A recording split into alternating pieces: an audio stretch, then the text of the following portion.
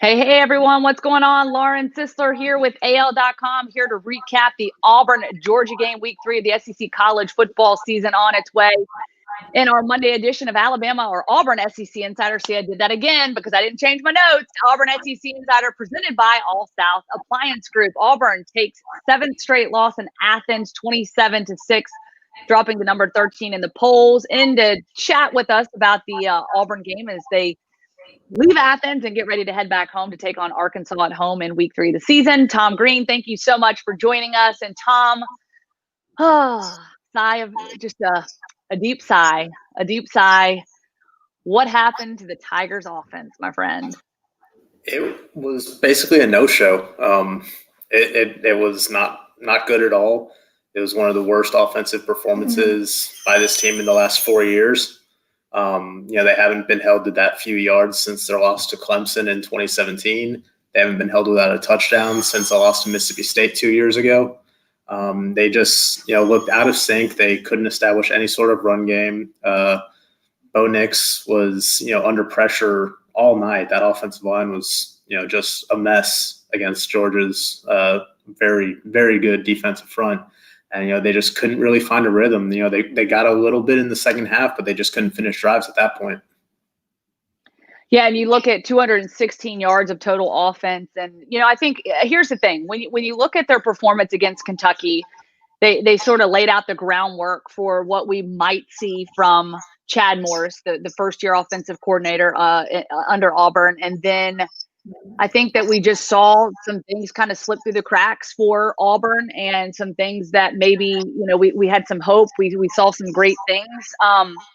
I think it's also worth noting sort of Bonex and kind of how he performed in the first road game of the season. I think last year that was a little bit of an issue for Bonex going on the road and being able to perform well in that sort of environment. Obviously, the environment in Georgia was quite a bit different than we've seen in quite a few games, around the league and, of course, around the country.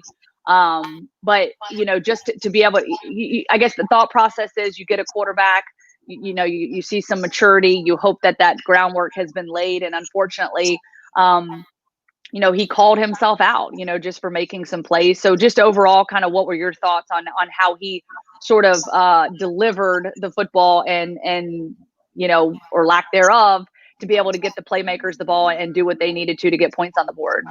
Well, it certainly wasn't. Georgia didn't make anything easy on him. He was under duress for most of the night, had to roll out, tried to buy time with his feet a lot of the time. But he said it after the game. He made a lot of pitiful throws. I personally think that the receivers dropped a handful of passes that were very catchable and, might have changed the complexion of that game a little bit. Seth Williams had a few in the first half that were very catchable, including a touchdown that probably should have held on to. He didn't get his first actual reception until the third quarter, which, you just can't have from your number one receiver if you want that offense to, really be humming.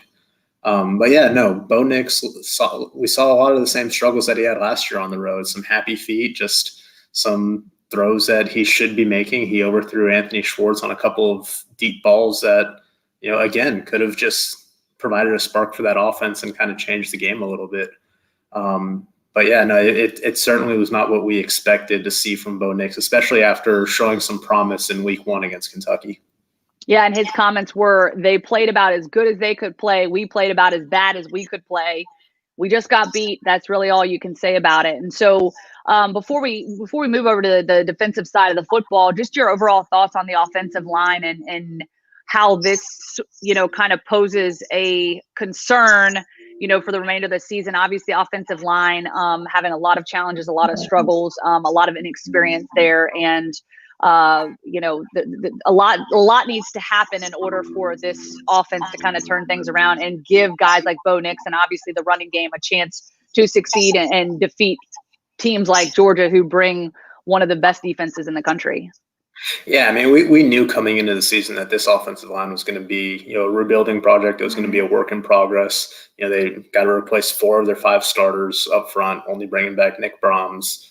And in the preseason, this is a unit that, they never really got an opportunity to get the same 5 guys out there consistently, because it's a unit that, had some issues with the COVID-19 protocols and all that. So they're still working things out, but I expect, probably this week they're going to really settle in on a starting five. And I think it's going to look different than what we've seen the first 2 weeks.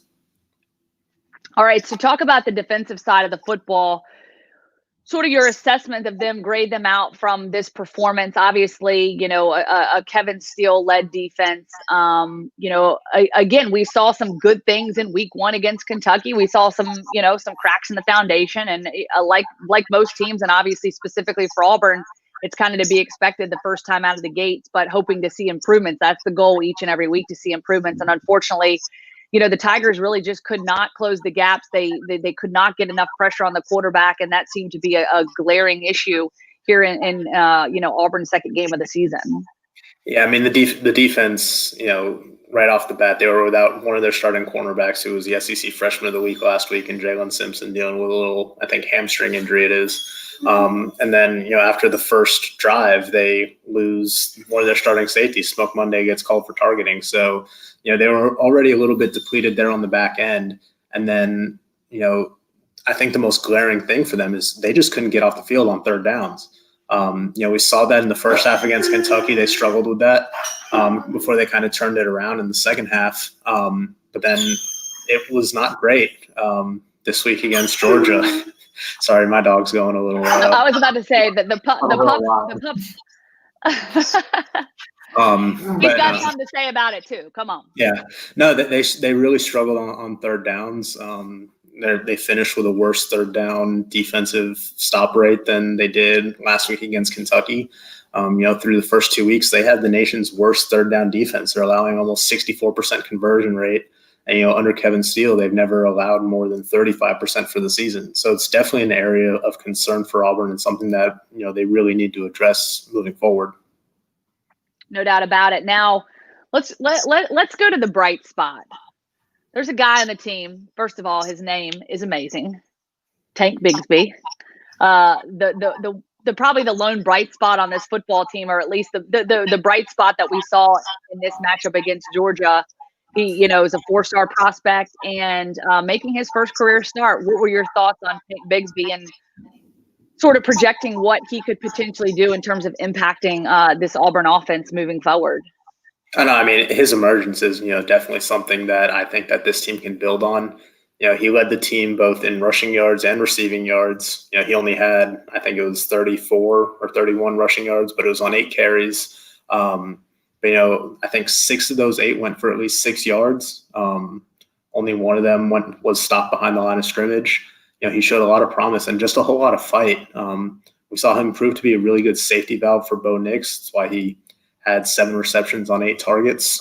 Made some really good, plays with his feet after he caught the ball and just fought for yardage. And, I think with what Chad Morris wants to do with running backs, have them both obviously involved in the running game, but just being receiving threats, I think Tank Bigsby really brings all of that to the table. And, he got the start this week because Sean Shivers got banged up in the second half of last week's game. But, I think he made a pretty compelling case to be, kind of the guy for Auburn moving forward. But, again, they really need to figure out a way to kind of establish that run game and just get it going, because they just not have been able to cut it through these first 2 weeks. Yep, definitely will be a big storyline heading into this week's game against Arkansas back at home. Right now, Auburn opening up as a 3-score favorite, 3 p.m. kickoff on SEC Network. I'll actually be covering that game for SEC Network. I'll be on the sidelines. So, certainly looking forward to that one. Hopefully some of these things they can really get cleaned up and we can see that spark and hopefully use this as an opportunity to learn and move forward. And of course, get things back on track. And so certainly looking forward to it. Tom, we appreciate the insight as always. And of course, we appreciate our sponsor, All South Appliance, proud sponsor of SEC Insider, Auburn SEC Insider, inviting you to visit us online at myallsouth.com or at any one of our showrooms across Alabama, Tennessee, and Florida.